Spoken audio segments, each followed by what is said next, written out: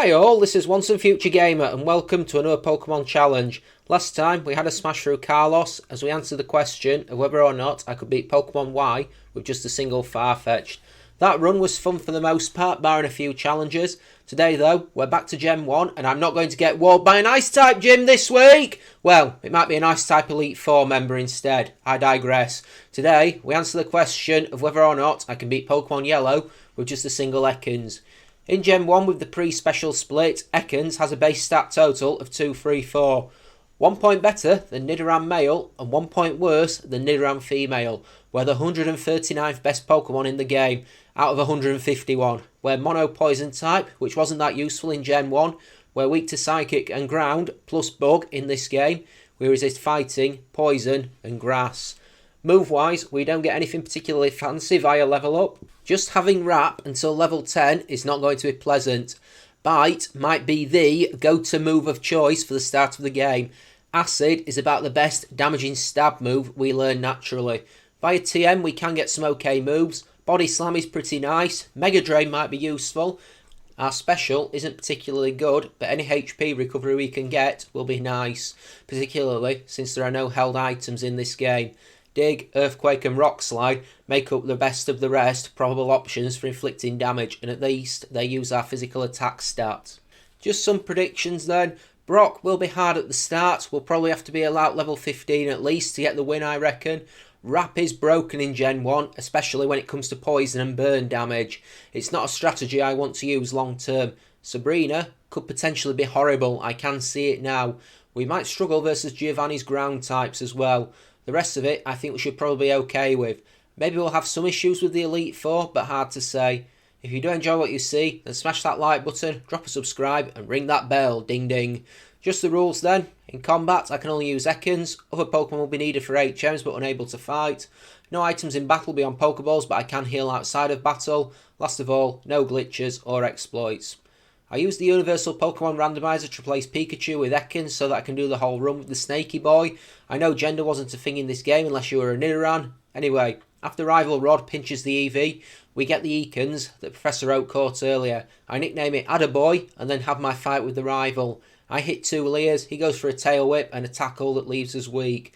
Thankfully though, we can wrap our way through the fight, wrap, and we soon take him down without getting hit again. It is worth pointing out that this isn't the first time I've used an Ekans in a Pokemon challenge. Some time back, I tackled Pokemon Red with Agatha's team and moves and used one there. I grind up to level 10 and then make a try on the Route 22 rival fight. I fire 8 poison stings at Spearow before I take it down. Guess what? I don't get anything approaching luck with the poison. I get hit with Growl and Leer a bunch of times, which isn't good either. EV comes out and I do poison it eventually before starting to stun lock it with Wrap. It traps it for several turns, each turn inflicting poison damage upon it. Given the one blow that it does land puts us in red health, this is a necessary evil. I don't consider it a glitch. It is a legit game mechanic in this game. Infuriating, but it can work just as much against you as it does for you. The next major fight is Brock, and this one is probably going to be horrific. We can't use the same tactics we just did versus the rival because he uses full heals. I enter the gym at level 14 to see how this goes. He is slightly weaker in yellow than he is in red and blue, so I do hope those level drops do us an easier time. The first attempt is not good. We do take the Geodude out, but get badly hurt doing it. Even with 3 Leers on it, our Wrap barely does any sort of damage to it. Now granted, I probably don't help myself at the end of the fight by trying to finish it with Poison Sting rather than another Wrap attack, but I think mentally I probably resign myself to defeat by that point. There's not a lot we can do beyond more levels, I think, at least until we can resist more damage, because we did take a lot of hits during this fight and that is going to be a problem. I grind up to level 17 in the Viridian Forest and learn Bite. This is about the best move we get via level up, so I figure I'll use it to good effect. I might get flinch luck, you never know, it could happen. When we go back to face Brock again, we do have more fortune. Bite does more damage to Geodude than Wrap did, and its tackle does less damage to us, so win-win situation. I do fire a few Leers at it, and we even get a flinch, so we just about kiss yellow health when the Geodude goes down after being bitten a bunch of times by Attaboy. Onyx doesn't hit as hard. I get a few bites off, hitting leer attacks here and there, especially when it goes to bide. It does land a few weak tackles, but careful match management does see us getting the victory. It goes down with Attaboy, never really looking in trouble. The only real thing of note between here and Cerulean City is the choice between Fossils and the two ruffians who tried to take the choice off me. Wondering which one I picked? Go on, you know you want to ask the question. This fight, it's barely worth talking about, and I'll probably not focus on them again. I rarely do, but it's just a nice touch of Pokemon Yellow. Thanks to being growled by Meowth, the coughing is annoying at the end, but we managed to win and head out of the cave towards Cerulean. I think the first time I ever played this game, I always struggled to find my way out of this mountain. Next is Cerulean City, and I decide to make a try on Misty just to see how we do. If we can't win, I'll go do the rival and Nugget Bridge instead. Misty isn't that bad actually. Staryu is a 2-hit with Bite, missing a tackle in retaliation. That was fortunate. Starmie actually goes pretty well too after we land a Glare successfully. We managed to lay plenty of hits of Wrap on it, though the one blow she does land turns out to be a crit and the water gun wipes out over half our health. It's not a problem though, as between Wrap and Bite we do manage to take Starmie down. The rival fight then. This starts off well, but gradually gets more tense as the fight goes on. Spearow is a 2-hit with Bite, but lands Growl. Sandshrew is a 3-hit with Bite, but we get nailed by the dreaded Sand Attack and miss some hits versus Rattata, meaning it can land some blows on us, which isn't good. By the time we take it down and Eevee comes out, more Sand Attacks and Tail Whips mean that we're swinging and missing and hoping for the best, but ultimately we do triumph. All going well so far then.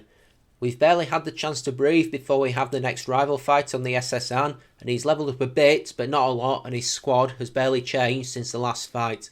Spearow goes down to Bite before the Rattata comes out the same way, and quickly gets taken down too. Sandshrew, the Sand Attack demon, is harder as it spams the move, and wrecks Attaboy's accuracy, meaning that we have to take a while to take it down. Eevee comes out last, and carries on with the sand. We miss so many attacks, but ultimately we do one-hit Eevee with Bite and move on. Next is Surge and the little bundle of joy that is his Raichu. It's pretty strong in yellow, but I reckon we've got a chance.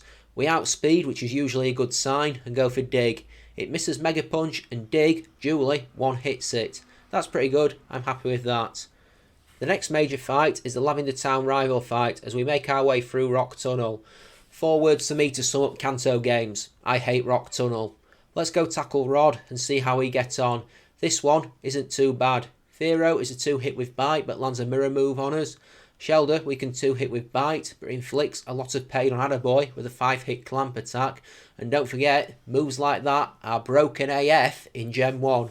We saw it with Wrap earlier. Vulpix goes down to Dig. I don't want to take chances on Sandshrew and knock it out with Dig before doing the same to the Eevee when it comes out. Dig ends it. In Celadon, I figure I'll go after Giovanni first, Erica second. Giovanni is not a hard fight, not when we know Dig. That move is enough to put paid to both his Onix first and his Raion second. Neither of them are really capable of standing up to that move. If I'd gone Erica first, it could have been worse for him because we'd have the Mega Drain TM, which Ekans can learn. Last is Persian, who survives Dig, but we finish it with Acid, and it does what all cats do when they're dunked in acid, and pretty much gets ended. We'll do Erica while we're here, but given we resist their stab types, I think we should be okay, and I'm right, it's not a hard fight. We get through it with little trouble. 2 acid attacks drop Tangela hard, it only gets a Constrict off before 2 bites end Weeping Bell, the first making it flinch, which is more than useful. Last is Gloom, who is a 2-hit with Bite, but paralyses us and inflicts meagre damage before we do take it out. After Pokemon Tower, I have options on where to go next, and I head to Fuchsia City. Koga's gym is probably the best option because, in theory, he'll be easier than Sabrina most likely. Like I said, that's my theory anyway, and I firmly believe it, right up until the fight with him and his team of the Venomoth family. I take down the first 3 Venonats with a combination of Bite and Dig attacks, but I get hit with 2 Psychic attacks, and they truly mess Attaboy up. We get to the Venomoth, but 1 Psychic attack from it takes us out at low health. Maybe I'll replace Acid with Rock Slide. I do just that ahead of the rematch, and this time it goes smoother. Each of the Venonat are 1 hits with Rock Slide, and the Venomoth only just survives it with low health before going for Leech Life, which is super effective on the poison type in this game for some reason, but we finish it with Bite. I'm still feeling some worry about the Psychic Gym, so I decide to head to Cinnabar Island and Blaine first. Now, this fight with Blaine, he can be quite hit and miss in Gen 1, usually more of the latter than the former. We get through this fight without taking a hit, as Ninetales goes down to dig, and pretty soon after, Rapidash is taken out in the same fashion. Last is Arcanine, who actually survives dig and throws up Reflect, but we finish the doggo with Rock Slide. 6 badges down, let's head to Sylph. The Sylph rival fight is the next major battle. I do find it's worth fighting every Rocket Grunt here because, after all, once Giovanni gets beaten, they all vanish, so it's experience you don't get the chance to get again. The rival fight is really close despite the level advantage we've built, partly in thanks to Sandslash landing a Sand attack, which means we miss a lot of blows. We can 2-hit Sandslash with Mega Drain and Bite, but the damage is done. Ninetales gets some blows in with Ember because we missed Dig a bunch of times on it. If it spammed Ember rather than Roar on the other turns, we probably have lost. Cloyster is a 2-hit with Mega Drain but confuses us with Supersonic. And now we've got that extra chance of failed attack. Kadabra we miss Bite on and get hits with Confusion and Psybeam that do big damage. But Bite eventually one-hits it and we go into the fight with Jolteon with 14 HP left. Thankfully, we both outspeed and land Dig, meaning that we win, but that was worryingly close to a loss. Giovanni is next, and this one shouldn't be too bad. So not bad, in fact, that it's a one-shot sweep, as his Nidorino makes the brave choice to go for Gen 1 Focus Energy, broken and not in a good way, before going down to Dig. Persian also goes down to Dig. I change up versus Rhyhorn and one-hit it with Mega Drain before taking Nidoqueen down with a crit Dig. I don't know if that would have been possible without the crit, but I'll take it and head for what will probably be the worst fight in the entire game. Let's see how we do versus Sabrina. There is an argument that Yellow Sabrina is the hardest gym leader in the first 2 gens.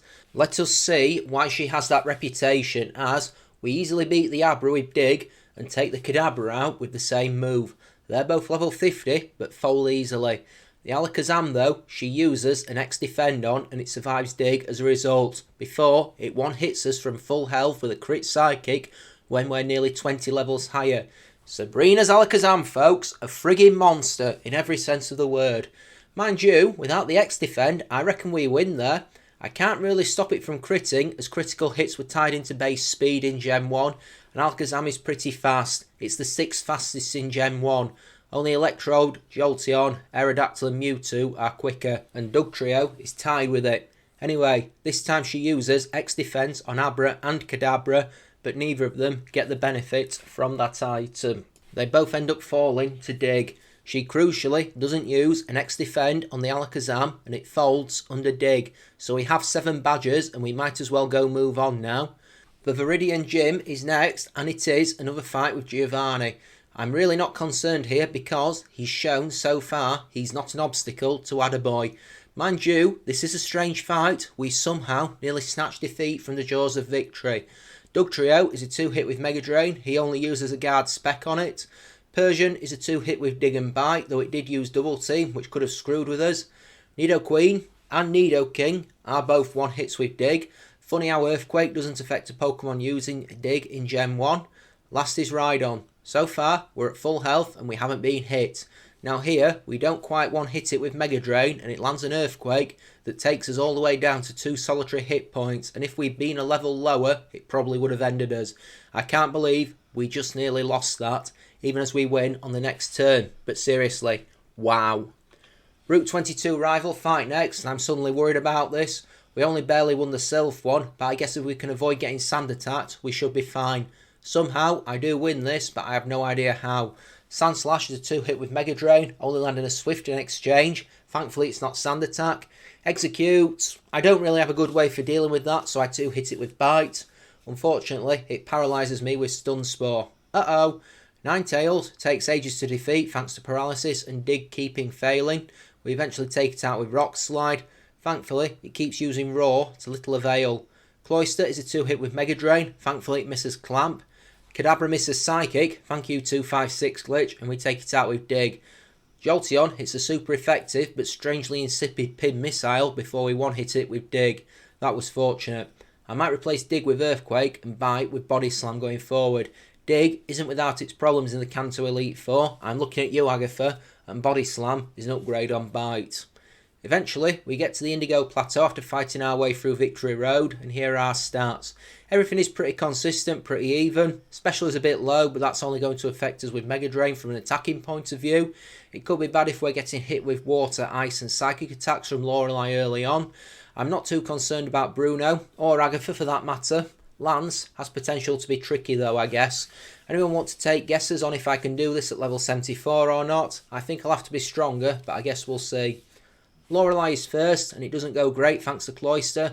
We hit Dugong hard with Rock Slide, but it goes into rest. We do take it out with Body Slam and Rock Slide though. Dugong can be tanky, so that was simple. Cloyster is next, and we hit it hard with Rock Slide, but it confuses us. We hit ourselves twice in confusion, and then it lands a crit Clamp, which free hits us. See, in this game, if the first hit of a multi-hit move is a crit, all the rest are too. Not good. Let's go again then. I did grind a few more levels out in Victory Road to get to level 76. This time versus Lorelei we have a smoother time of it, though that wouldn't be hard compared to the last attempt. Dugong is a 2-hit with Body Slam, though we do get tagged with Bubble Beam. That gets nullified as we Mega Drain on Cloyster. If this were later gens, that would have been fatal because Cloyster has terrible special defense after the split. It misses Clamp and we finish it off.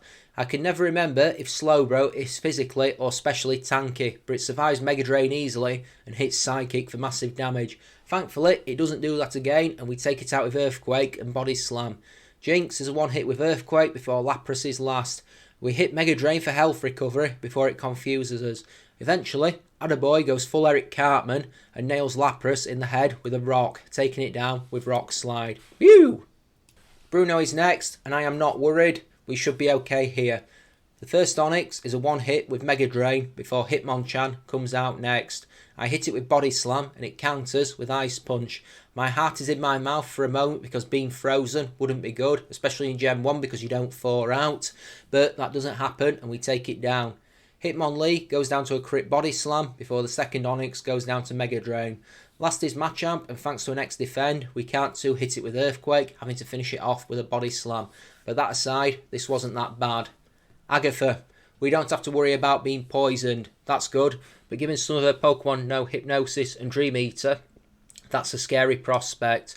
Mind you, it turns out that she's even easier than Bruno, as it's a 1-hit sweep. Gengar number 1 goes down to Earthquake. Golbat goes down to Rock Slide before Haunter, and then Arbok, and then the second Gengar are all outsped and 1-hit with Earthquake. That's pretty fortunate about the outspeeding thing. Agatha is one of those opponents who can be a breeze or absolutely horrific depending on which Pokemon you use. Lance is next, and I don't know how this one will go if I'm honest. I do eventually screw myself completely here with bad move choice. Gyarados comes out first and gets hit with Rock Slide, surviving narrowly. Lance heals it and the second Rock Slide crits to take it down. The first Dragonair is my downfall as I hit it with Earthquake and it narrowly survives. I decide to go for some health recovery thanks to being hit with Slam, and it survives Mega Drain before he heals it and it paralyses Attaboy with Thunder Wave. We take both it and the second Dragonair down, but we get finished off by Aerodactyl thanks to paralysis kicking in at an inopportune moment. That wasn't good. It was my fault, to be fair, I won't deny that, but it still wasn't good. What did we learn from that? Go for the kill, don't screw around. It doesn't take long to fight back to Lance at level 79. Gyarados still isn't an issue, it goes down to Rock Slide and Mega Drain. Again, we get paralysed by the first Dragonair. It's still just that little bit too strong to get one hit by Earthquake, which is probably our most powerful move. We do take it down, and the second one too, but again, we go down to Aerodactyl. I'll go grind, I guess. I try again at level 82. We nearly get away with it, but fall so agonisingly short. Again, we take out Gyarados. Again, we get paralysed by the first Dragonair after Lance heals it. We take it and the second one down.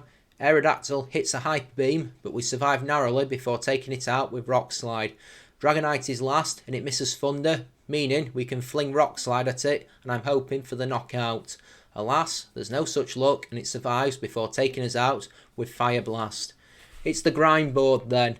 Who'd have thought Lance would be the one to bring me crashing to a halt through this game. I hit the water south of Fuchsia and grind up on swimmers. This is not a fast process. While I'm fighting through, this seems as good a time as any to give a shout out to anyone watching these challenges. I'm having a lot of fun doing them, but if people are having fun watching them, then it makes it all the more worth it. I know there's plenty of these about on YouTube, and I guess I'm grateful for you picking mine. There's been some that have been easy, there's some that have been horrific, there's some that have been fast, there's some that have been slow, but that's all part of the charm. And well, here's to many more. Back to the game now, and we'll see how we do versus Lance for the 4th attempt. Level 87 is the point where we make that attempt. Gyarados is a one hit with Rock Slide. That's good that we're strong enough to do that.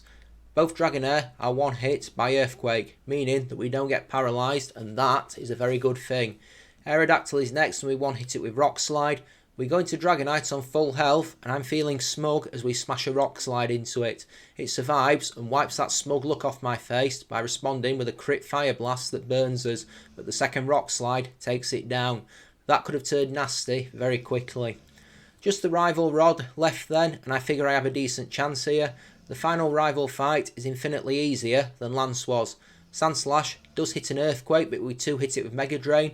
The second one giving us some health back thanks to that super effective blow. And I'd appreciate being healthy as we go into 2 Psychic types. First Alakazam, who we one hit with Earthquake, and then Exeggutor, who is actually the worst of the lot. We hit Body Slam and it puts us to sleep, utilising Stomp and Barrage before we can attack again. This would be worse though if it did know a Psychic move, so I guess I should be grateful for that. Cloyster is next and we can take it down with 2 Mega Drains, getting some health back. Ninetales goes down to Earthquake before Jolteon comes out last and goes down the same way. With him defeated, we can enter the Hall of Fame and call the run completed.